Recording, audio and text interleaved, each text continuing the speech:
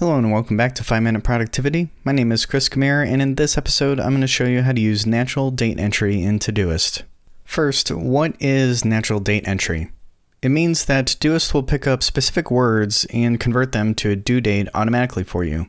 They also call this option Smart Date Recognition. Let's jump into Todoist and I'll show you what I mean. One way to add a task is by using the date picker without the natural date entry. So I'll go ahead and show you what that looks like. So our first task, and we'll go over here to the second input.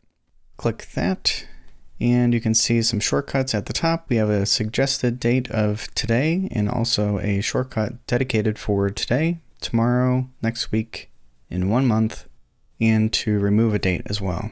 You can also use the calendar below and pick a date specifically from there, but let's just stick to today and add that. As you can see, that wasn't a terrible process, but we can certainly speed it up with the natural date entry.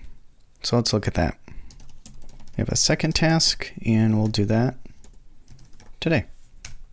You can see how quickly Todoist picks that up and automatically sets that date for us. So we can do a third task for tomorrow, and that is added just as quickly. Let's go ahead and get rid of what we have here. Well, that's pretty cool, but Todoist can do a lot more than just today and tomorrow. Let's take a look at a few other ones. Let's add a new task for December 1st. And you can either use a 1 or do 1ST and enter, and that will add it for December 1st. You can also do something like task 2 for the end of the month. And I'll add it to Sunday because Sunday is the 30th and the end of the month. You can also do another task for the last work day of the month. And I'll add it to today because today's the 28th, which is the last day of the month, being Friday. And if you want, you can also add times to this. So if you wanted our task number 4 to be today at 7 p.m., you could do that. And you'll see that a reminder has been set. Instead of the @ word, you can also use the @ sign. So today at 8 p.m. Do something else at today at 8 o'clock. As you can see, the date entry into Todoist is really great, but there's a couple of gotchas that you need to be aware of. So for example, if we want to email Tom about something, you can see that Tom is highlighted because Todoist thinks you're trying to say tomorrow.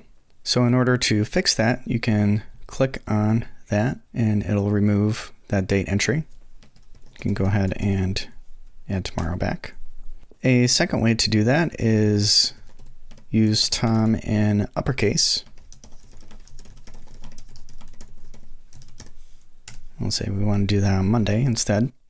The last way to avoid the automatic date entry is to use brackets for a date. So if we wanted to do something on 11/1, you could do that. And that will not pick up that date. I use this bracket syntax for my waiting for label. So if I send an email or I'm waiting for someone to get back to me with a text or something like that, I can put the date that I sent the message or left the voicemail, and then I can set the actual due date to maybe a latest date that I want to check in on that.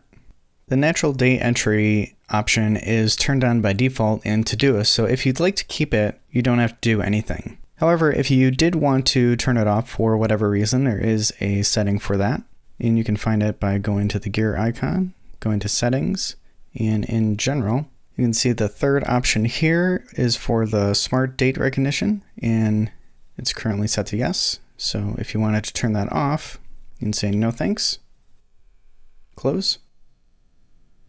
And if we go back to our inbox, if we say do something tomorrow, you'll see that that is not coming up as the due date.